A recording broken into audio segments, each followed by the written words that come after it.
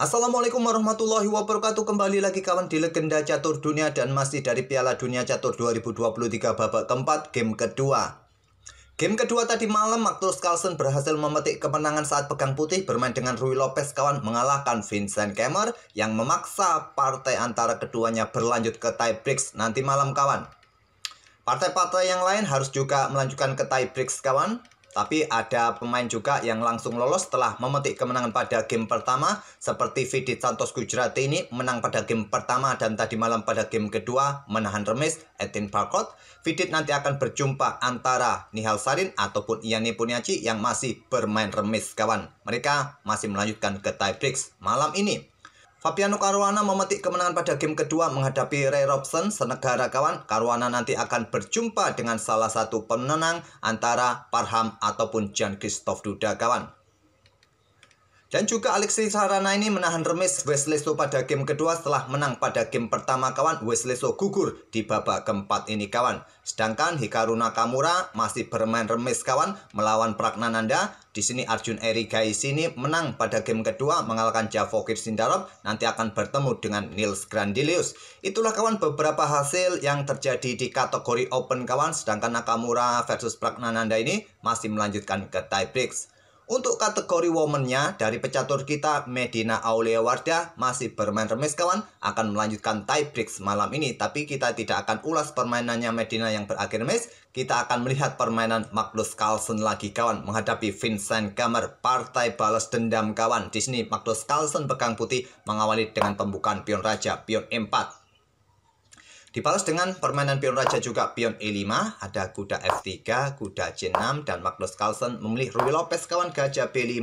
Dan di sini di game kedua sebetulnya Vincent Kemmer hanya membutuhkan hasil remis saja kawan. Kebanyakan saat putih memainkan Ruy Lopez, jika hitam menginginkan permainan dengan potensi remis yang besar kawan, kuda F6 Berlin Defense menjadi pilihan utama. Tapi memilih melanjutkan dengan Morphy Defense pion A6. Gajah mundur ke A4 setelah kuda F6 di sini yang biasanya rokade kawan, dan nanti dilanjutkan dengan pion B5, gajah E7 ataupun permainan terbuka kuda ambil pion E4 kawan. Tapi di sini Carlsen memilih variasi solid kawan dengan pion D3 untuk perkuat posisi rantai pionnya kawan, dan ini merupakan salah satu permainan Ruy Lopez tertutup. Di sini gajah berkembang ke C5. Beberapa pilihan utama seperti pion ini didorong maju kawan untuk menyolidkan juga rantai pionnya yang mungkin nanti juga akan dibalas dengan langkah. Kalau pion D6, lanjutan putih paling banyak bermain dengan pion C3 seperti biasa, buka ruang bagi gajah untuk dukungan bagi pion pusatnya nanti kawan, atau rokade ataupun langsung pion C4 bisa jadi pilihan. Itulah pilihan utama dengan pion D6 di sini. Tapi memilih mengeluarkan gajahnya langsung ke petak C5 dan gajah G5. Rokade merupakan pilihan yang umum atau pion C3 kawan, tapi memilih mengeluarkan gajah ke petak G5. Pion H6 di sini ada gajah mundur ke petak H4, kemudian pion D6 dan rokade ataupun pion C3 masih merupakan dua opsi yang paling banyak dipilih. Magnus Carlsen langsung dobrak petak pusat, dan ini merupakan langkah baru kawan yang belum pernah terjadi sebelumnya di langkah ke-8 ini dalam permainan Ruy Lopez tertutup. Dan di sini diterima pion E pukul pion D4 diambil balik oleh Carlsen dengan kuda. Kalau diambil dengan gajah, menteri masih bisa ambil balik, kuda tidak akan bisa ambil balik, ilegal karena posisinya kena pin kawan. Oleh karena itu, blokade pin-pinan terlebih dahulu dengan gajah D7 dan Carlsen menukarkan gajah terangnya sikat kuda C6. Diambil balik menggunakan pion B kawan. Kenapa tidak diambil balik menggunakan gajah? Vincent Kemmer masih ingin menyimpan gajahnya, tentu disikat oleh kuda kawan. Oleh karena itu, ambil balik menggunakan pion B agar dia masih bisa bermain dengan gajah terangnya. Carlsen melanjutkan pengembangan kuda C3, Kemmer rokade di sini, dan Carlsen angkat menteri ke petak D3. Tujuan menteri diangkat ini banyak sekali kawan. Selain untuk perkuat pion, perkuat kuda, kuda di petak D4 juga ada opsi persiapan juga rokade panjang. Menteri menjaga kuda pion ini karena potensi berikutnya benteng siap dikeluarkan. Menteri siap untuk tekan pion yang di sini. Oleh karena itu sesegera mungkin juga Menteri berkoneksi dengan pionnya ataupun kudanya dari ancaman gajah ke petak B4 serang kuda C3 kawan untuk memperlemah pion yang ada di petak E4 ini. Gajah B4 lanjut Vincent Kemmer, Dan di sini kawan, kuda ke E2. Kalau kalian terburu-buru punya ide dengan rokade di sini kawan, ya gajah ini akan sikat kuda kawan. Tentu diambil balik menggunakan pion di sini agar pion ini tidak jatuh kawan. Tapi coba lihat posisi struktur pion di sisi menteri kalian rusak. Kalau memilih rokade pendek pada posisi ini masih memungkinkan juga kawan. Masih tetap idenya adalah gajah akan sikat kuda, diambil balik oleh pion B agar pion ini tidak jatuh kawan. Oke, kembali lagi ke langkah aslinya kawan. Di sini memilih kuda ke E2 terlebih dahulu untuk jaga saudaranya. Nanti kalau diambil masih bisa diambil dan tetap menjaga pion di sini. Menteri hitam ke E7 lanjut Vincent Keymer. Dan akhirnya sekarang rokade panjang dipilih oleh Magnus Carlsen. Terlihat ini sedikit menguntungkan bagi hitam kawan. Karena hitam mempunyai lajur semi terbuka di lajur B yang bisa dimanfaatkan oleh benteng. Tapi langkah rokade panjang ini merupakan langkah terkuat, langkah terbaik versi engine Stockfish terbaru juga kawan di sini. Di sini ada benteng FE8 untuk berikan dukungan lebih untuk serang pion E4, backup dengan pion F3. Selain untuk dukung pion di sini kawan, dan persiapan jelas dua pion akan menyusul nanti di lajur G dan di lajur H. Di sini menteri ke peta E5, langkah provokasi langkah ini kawan, provokasi pion didorong maju atau gajah reposisi serang menteri. Menteri ini ada opsi juga nanti bergeser ke lajur A kawan. Dan di sini benteng H ke F1 menurut Stockfish paling kuat. Kalau terburu-buru dorong pion di sini, ya menteri ini mungkin akan mundur ke peta E6 saja ataupun langsung bergeser ke A5. Tapi sementara bergeser ke A5 dirasa belum saatnya untuk bergeser kawan, mundur saja ke peta E6 yang terkuat. Mungkin gajah akan sikat kuda dan diambil balik oleh menteri. Kalaupun dengan gajah yang mundur ke peta G3 untuk serang menteri di sini, ya menteri bisa melakukan skak di sini kawan karena sudah tidak ada kontrol dari putih tadi. Oke, kembali lagi ke langkah aslinya kawan. Dan di sini kawan, baru di langkah ke-16 Magnus Carlsen tidak mencoba mengeluarkan bentengnya juga atau mendorong pion-pionnya maju kawan, segera menyusun serangan badai pion sisi kanan. Carlsen sudah membuat langkah blunder kawan. Dia merasa risih dengan keberadaan gajah ini. Pion A3 dia mainkan. Maaf, salah klik kawan. Di sini Keymer sikat kuda langsung kawan. Pilihan terbaik diambil balik menggunakan menteri. Ada 3 opsi bagi putih. Ambil dengan kuda, maka menteri siap melakukan skak di sini. Gajah jatuh kawan. Ambil menggunakan pion, tapi struktur pion rusak. Jadi ambil dengan menteri kawan. Tapi di sini ada kesempatan hitam untuk menang, untuk mendapatkan pion kawan. Tapi terlewatkan oleh Vincent Keymer. Silakan pause video ini untuk beberapa detik kawan dan temukan langkah terkuat untuk memanfaatkan langkah blunder pion A3 tadi dan diikuti dengan menteri ambil balik kuda yang ada di peta C3 bagi hitam kawan untuk memenangkan game ini. Ide ini terlewatkan oleh Vincent Keymer kawan. Keymer langsung menerima pertukaran menteri kawan yang terkuat dengan langkah pengorbanan kuda sementara ambil pion E4 kawan. Kalau pion ini diambil oleh, maksud saya kuda diambil oleh pion, maka menteri bisa ambil balik dan double attack. Di sini hitam akan unggul beberapa pion. Kalau didahului oleh putih pertukaran menteri terlebih dahulu, idenya sama, masih bisa diambil balik oleh benteng kawan dan tetap putih akan kehilangan beberapa pion kawan. Mungkin opsi yang bagus bagi putih agar tidak terlalu banyak kehilangan pion di sini, mungkin kuda ini lompat kawan ke peta D4. Mungkin benteng akan serang gajah di sini dan gajah bisa ditarik mundur ke E1 untuk tetap mengawal peta F2 dan ancaman manuver kuda yang ingin gardu kedua benteng dan kuda mungkin kembali ke F6. Mungkin ini adalah satu-satunya opsi terkuat di sini kawan agar hanya kehilangan satu pion saja. Tapi terlewatkan juga oleh Vincent Keymer tadi memilih pertukaran menteri langsung diambil balik oleh kuda. Kuda 7 untuk menghindari tekanan dari gajah kawan. Pion G4 untuk mendapatkan ruang sisi kanan dan pion F6 untuk blokade atau mungkin perkuat posisi kudanya nanti di peta G5. Di sini pion H3 lanjut Carlsen. Kuda siap manuver kawan, menempati outpost penting nanti ke depan. Langsung dihadang dengan gajah G3. Kuda tetap ke E6. Ada pion H4 lanjut Carlsen untuk mendapatkan ruang-ruang kontrol juga peta G5 dari manuver kuda. Di sini ada raja mulai naik ke F7. Carlsen dorong pionnya sekali lagi untuk menghadang pergerakan pion hitam di lajur G. Ada benteng AD8 lanjut Vincent Keymer. Di sini ada benteng HE1. Gajah mundur ke C8. Ada opsi juga bagi hitam untuk dorong pion C5 untuk membuka akses bagi gajah terang kawan. Juga untuk mendapatkan ruang-ruang di area sisi kiri ini. Tapi memilih reposisi gajahnya ke C8 terlebih dahulu.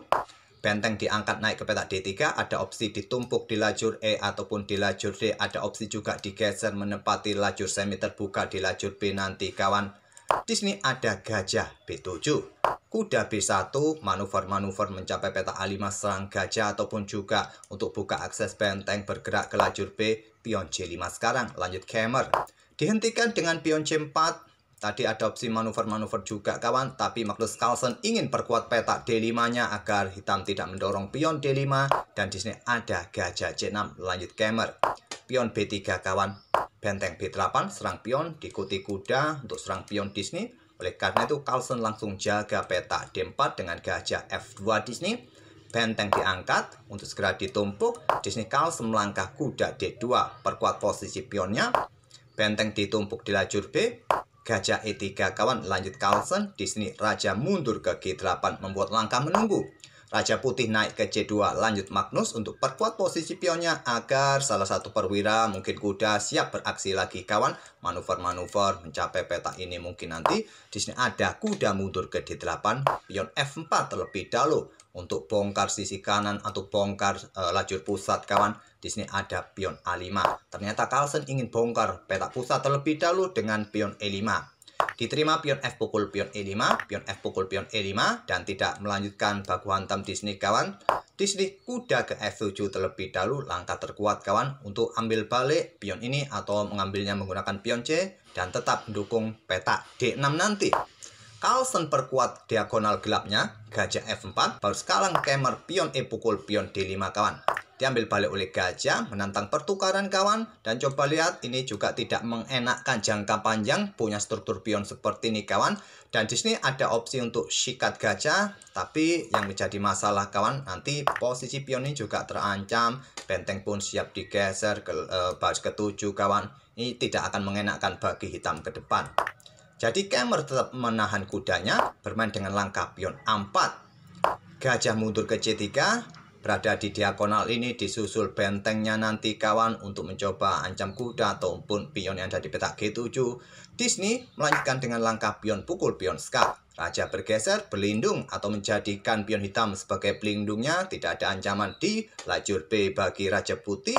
Benteng E8 menantang pertukaran, pilihan terkuat kawan, tidak memberikan kesempatan benteng putih naik. Pertukaran terjadi, diambil balik oleh gajah. Ada benteng diangkat, serang pion di sini. Ada gajah C6. Benteng ambil pion, serang gajah lagi. Gajah bergeser untuk ambil pion yang di sini. Dan Carlsen melangkah gajah D4. Gajah ambil pion G4. Pion A4 lanjut Carlsen. Siap dorong pion bebasnya di lajur A. Di sini kuda G5. Blokade kawan, siap ambil pion di sini ataupun juga ancamannya garbuan pada gajah pada benteng. Gajah langsung menghindar ke petak E3 dan di sini kuda ke F3. Lanjut Vincent Kemer, pilihan terkuat kawan untuk mencoba menantang pertukaran kuda. Tidak membiarkan kuda ambil pion yang ada di petak B3-nya. Diterima oleh Carlsen, diambil balik oleh gajah. Selanjutnya Carlsen dorong lagi pion A5, benteng B4 kawan. Persiapan digeser untuk coba rebut pion yang di sini kawan dan dijawab dengan langkah gajah D2 serang benteng. Benteng A4, raja ambil pion, gajah D1 skak tetap melindungi bentengnya kawan dan raja bergeser ke petak C3. Di sini pion C6 lanjut Kemer. Kalau pion diambil oleh benteng maka pion ini juga jatuh dan pion ini juga rentan jatuh kawan. Di sini raja mulai naik ke petak D4. Dilanjut dengan gajah bergerak ke F3 untuk perkuat posisi pion. Di sini ada gajah C3.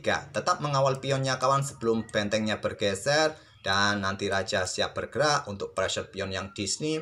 Kita lihat saja seperti apa. Dan di sini Kemer melangkah gajah G2. Langkah kesalahan memberikan kesempatan Magnus Carlsen menang. Di sini yang terkuat gajah E2 tetap mengawasi pion ini kawan agar tidak ditinggal oleh benteng ataupun raja. Tapi memilih gajah G2 dan memberikan kesempatan mengeluarkan benteng ke lajur F. Awasi petak F1 agar tidak ditempati gajah di sini. Dan kesempatan berikutnya, raja siap naik memberikan dukungan bagi pionnya sendiri bisa lolos promosi. Gajah H3 jawaban Kemer dan benteng turun ke F4 untuk tetap pertahankan pion yang di sini kawan nanti. Gajah ke E6 serang pion, raja naik ke C5 kawan. Di sini benteng A3 serang gajah. Raja ke B4 serang benteng, lindungi gajah. benteng turun ke A2 dan dikejar terus oleh raja agar meninggalkan lajur A ini agar bebas pionnya didorong maju. Benteng bergeser ke lajur E. Sekarang pion A6 mulai didorong dan gajah reposisi memberikan jalan bagi benteng ke baris belakang. Pion terus didorong kawan. Benteng E8 dan di sini ada benteng E4. Pengorbanan sementara kawan, nanti pion bisa promosi. Benteng diambil, pion promosi. Ditolak dengan langkah benteng A8, benteng E7 jaga pion.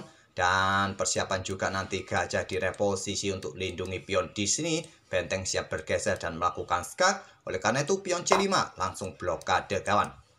Di sini tentu saja opsi yang lain bagi Carlsen adalah benteng B7 sudah membuat Vincent Keymer menyerah. Atau ambil pion yang di sini terlebih dahulu, tak ada masalah. Ini juga kuat. Berikutnya skak dan bisa mendapatkan benteng atau nanti pion pukul balik benteng jika benteng pukul benteng dan bisa promosi kawan.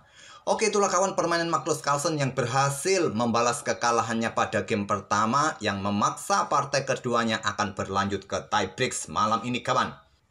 Oke, itulah kawan permainan Magnus Carlsen pada game kedua. Sekarang posisi Magnus Carlsen sudah berada di atas angin kawan, karena Magnus Carlsen juga jago dalam permainan cepat. Dia masih berada di atas angin dalam permainan tiebreaks malam ini.